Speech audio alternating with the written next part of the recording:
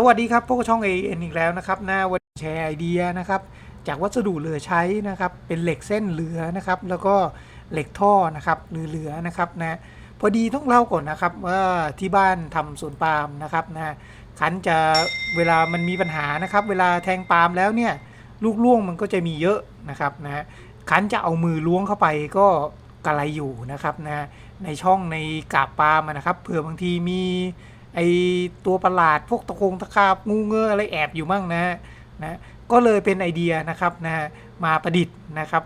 มาทำอุปกรณ์เขี่ยง่ายๆเลยนะครับนะก็คือเราเขี่ย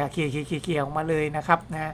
ก็มาจากเหล็กเส้นนะครับเหล็กเส้นตัวนี้เป็นเหล็กเส้น2หุ่นนะเขาเรียก2หุ่นนะครับก็มันเหลือเศษอยู่2อันนะก็ตอนแรกคิดว่าจะใช้เป็นเหล็กกลมหรือเหล็กแบนดีอะไรเงี้ยเหล็กกองดี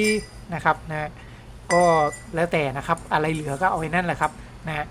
แต่ถ้าเป็นเหล็กกล่องนะครับเราก็ต้องมาทุบนะครับมาตีให้มันแบนนะ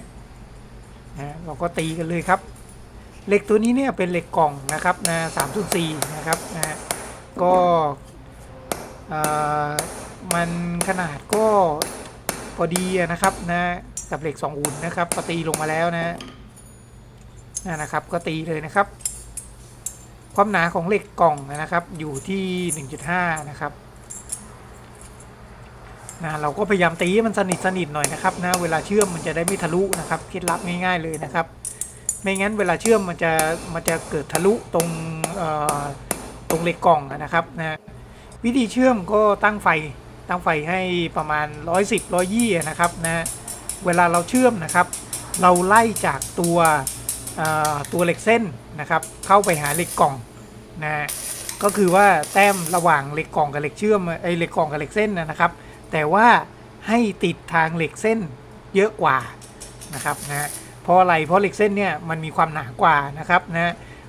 ไล่น้ำเชื่อมนะครับนะจากตรงนั้นไปนะครับมันจะไม่ค่อยทะลุครับ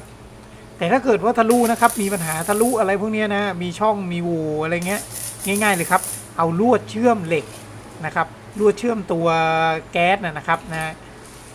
ที่เป็นลวดเชื่อมเหล็กนะครับนะเอามาเป็นไว้เป็นตัวเติมนะครับที่ผมเติมไว้นะครับนะก็ใช้ตัวนี้เป็นตัวเติมได้เลยนะครับนะจะจบปัญหาเรื่องรอยรั่วรอยอะไรพวกนี้ได้เลยนะครับนะง่ายๆเลยครับเราก็เชื่อมแต้มเลยนะครับนะก็เรียบร้อยแล้วครับนะเป็นเหล็ก2ง่ามนะครับไว้เขี่ยนะครับนะตามที่สาธิตเลยนะครับคือตรงนี้นะครับเวลาฝนตกมันชื้นนะครับนะจะเอามือเขี่ยเข้าไปก็กระไรอยู่นะครับนะมีเสียวๆหน่อยๆแล้วครับนั่นแหละครับเขี่ยกามกาบปาล์มกามอะไรพวกนี้นะครับหนามไม่แทงมือเราด้วยนะครับนะขอบคุณครับสำหรับการรับชมคลิปนี้นะครับถ้าไงฝากกด Subscribe ด้วยนะครับขอบคุณครับ